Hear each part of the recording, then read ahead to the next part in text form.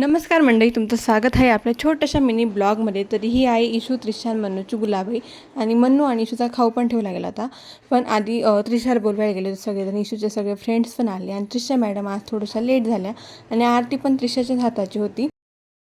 महिना आला, आम्हा मुलींना आनंद झाला. पार्वती बोले शंकराला, राव आपल्या माहेरी, माहेरी जाऊ वाट बस. आणि सगळ्यांनी आरती केली, घेतली आणि मग बसले सगळेजण राऊंड करून खाऊ निघण्यासाठी. तर इकडे आज त्रिशाच्या जी आरती होती ना, मग त्रिशाच पहिले बसली आणि तिचा खाऊ होता आज ते म्हणजे फ्रूट होते सगळे.